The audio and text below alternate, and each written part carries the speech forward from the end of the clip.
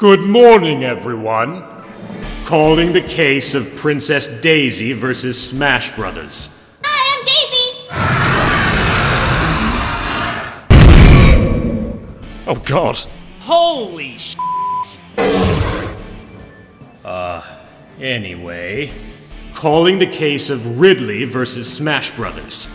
Are both sides ready? The prosecution is ready, Your Honor. The defense is ready, Your Honor. Very well. Your opening statement, please, Prosecutor John. Your Honor, Ridley was Screw, attacked in Super Smash Bros.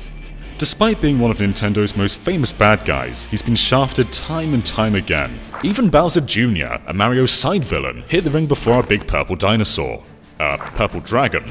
Ridley's even made an appearance in every single Smash game, as a 2D background image in Smash 64, in the intro of Melee, as a prominent boss in Brawl, and as a stage hazard in Smash for Wii U. Heck, if you hit him enough, he even joins you as an AI partner. If that isn't a sign that this guy wants to be in Smash, I don't know what is. Ridley has always been just out of reach for Smash players, and fans have certainly made themselves heard. It's about time that Ridley takes the stage and joins Bowser and Ganondorf in the depressingly small Villains Club. The court acknowledges the prosecution's opening argument. Now, defense. In your last case, you argued quite convincingly against Bandana Waddle Dee being added to the roster. Are you prepared to do the same for Ridley? But of course, Your Honor. That said, I would like to begin by stating that I actually agree with the prosecution's opening argument, or one key point of it at least. The Smash roster absolutely is in dire need of more villains, but my question to the court remains the same as it was before. Should that mean we let just anyone in?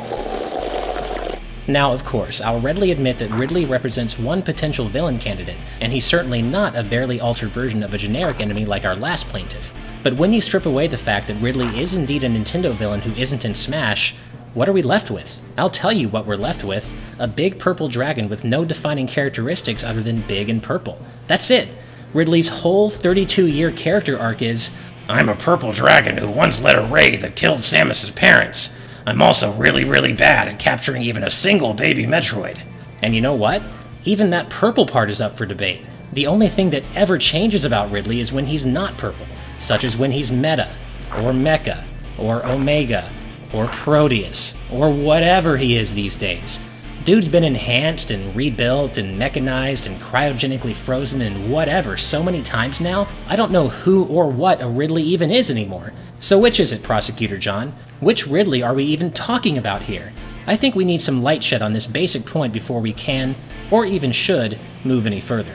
While it's true that Ridley's taken many forms over the years, there have in fact been only two tangible renditions of the character. The first Ridley from the original Metroid and the cloned one from Metroid Other M. The original Ridley has gone through a number of alterations and enhancements in order to survive, where we see him go from his healthy, scaly skin of the original Metroid to a pure mechanical being at the end of Zero Mission, and then a fusion of the two in Metroid Prime with Meta Ridley.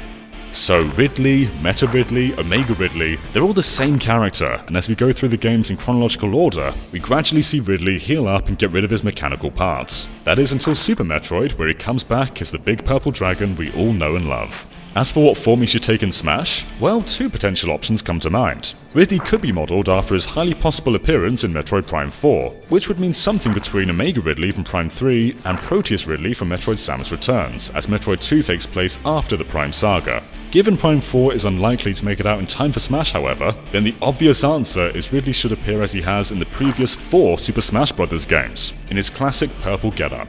This is Ridley in his purest form, and when he's suited up in robotic gear, he's simply waiting to heal so he can strip off. Good thing you brought this all up though, Defense, as it falls into my first point for how Ridley can work as a character, and that's his final Smash. While in his meta form, Ridley has access to cybernetic abilities that expand the range of his moveset. Imagine when Ridley gets the Smash Ball and he suits up as Meta Ridley, in a similar way to Super Sonic or Wario Man or Giga Bowser, even going as far to change the dynamics of his moves. For instance, Vanilla Ridley's neutral special will have Fire Blast that arc downward in a similar way to Metroid and Super Metroid, whereas Meta Ridley can have a laser that covers the entire screen just like in Metroid Prime. Ridley and Meta Ridley are one in the same, and Smash can pay homage to both of them. Hold it! While I admit that you've established a firm identity for which Ridley we're dealing with here, and laid out a clear history for the character, let's face facts. Ridley doesn't have a whole lot to recommend him other than being, well, a big purple dragon.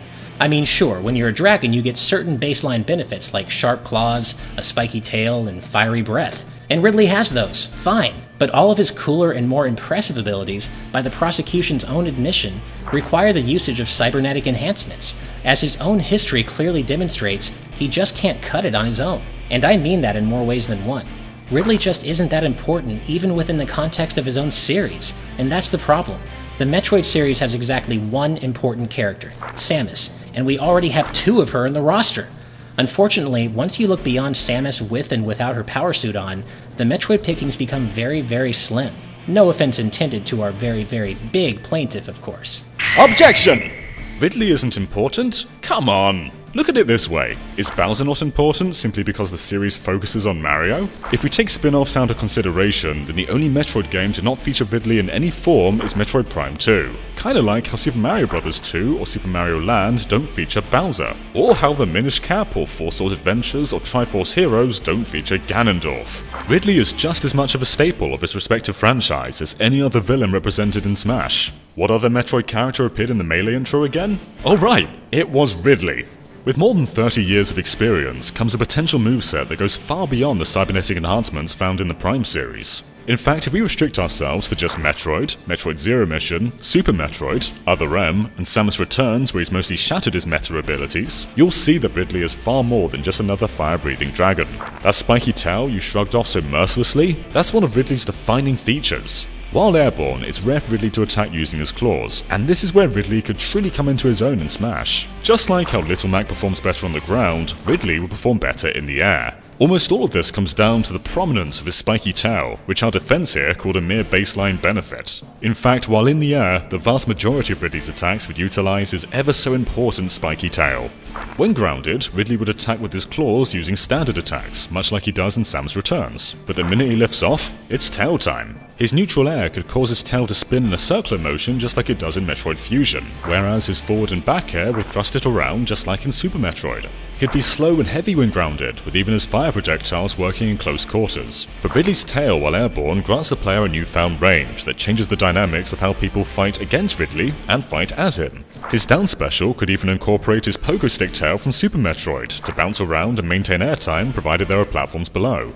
Ridley players would almost always want to remain in the air, as when on the ground, they're sitting ducks waiting to be pummeled. This could even counter the tedious, too big argument that's synonymous with the character. Sure, he could occupy a large portion of the stage, but doing so would be like begging to be hit. Ridley would need to remain airborne whenever possible. Is it just me, or is Ridley getting bigger? Prosecutor, get your client's size in order! You've really stepped in it now, Prosecutor. Ridley would indeed, and I quote, occupy a large portion of the stage. Yeah, you think? That's putting it kindly, in fact. Not only does his immense size already make Smash Wii U's Pyrosphere stage feel cramped when he's on it, he's such a massively distracting presence that he takes away from the most important part of Smash, the smashing. And Ridley isn't even the only one with a verifiable size problem in Smash 4. Consider the Yellow Devil, for example. He almost single-handedly ruins the Wily Castle stage because of his sheer size, but you don't see me, a super hardcore Mega Man fan might I remind the court, advocating for the Yellow Devil to be a playable villain in Smash. Could I theoretically build a comprehensive moveset for the Yellow Devil, especially when taking alternate forms and variations like the Block Devil into account? Sure, but I won't, because even as a Mega Man fan, I understand that some characters have special considerations that preclude their being playable in Smash, even when other factors check out.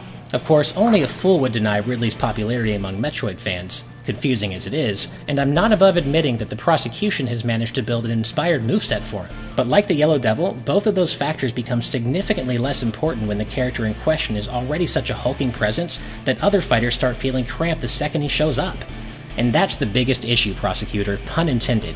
When you get right down to brass tacks, Ridley is just too damn big. Yeah, that's right, I said it. Take that! Oof, that one was a bit below the belt, defense. It's only below the belt because Ridley's belt is above my head. Enough! How do you respond, prosecution? When have character sizes ever been accurate in Smash? Olimar is meant to be 1.9 centimeters, yet he's Mario size here. Pikachu's meant to be 40 centimeters, and heck, Bowser's just whatever size he wants to be. It makes sense for Ridley to be the tallest character yet, but that doesn't mean he must directly mirror his gigantic appearance seen in Metroid Prime. Heck, in the original game, Ridley is barely taller than Samus, and in Super Metroid he's roughly twice her size. If other characters can be adapted to work within the constraints of Smash, why can't Ridley? May I remind you that Kirby is meant to be 8 inches tall. So how do you explain that in relation to DDD, one of Smash's largest characters? The problem here was never about Ridley's size. The only size problem I see here is small-mindedness. Well, you'd know a lot about size comparisons, wouldn't you, Prosecutor? Order! Order in the court! Now that's just low-hanging fruit, defense. And on that note, I think we can all agree this trial has reached its conclusion. It's time for me to hand down my judgment. Or is it? As much as I would like to render this decision myself, recent changes in the legal system mean I must defer to our patron jury from now on. Something about the public not being entirely satisfied with my verdicts. And they called Crazy Hand crazy. Anyway, the question now falls to you, jurists. Is Ridley fit to be playable in Smash, or does this courtroom need to be rid of him forever? Actually, Your Honor, we, the patrons, have already reached a verdict. What? Already? Order! Order in the court! It seems we have a verdict. In the case of Ridley versus Smash Brothers, judgment in favor of the plaintiff. Ridley should be playable in Smash. Court adjourned.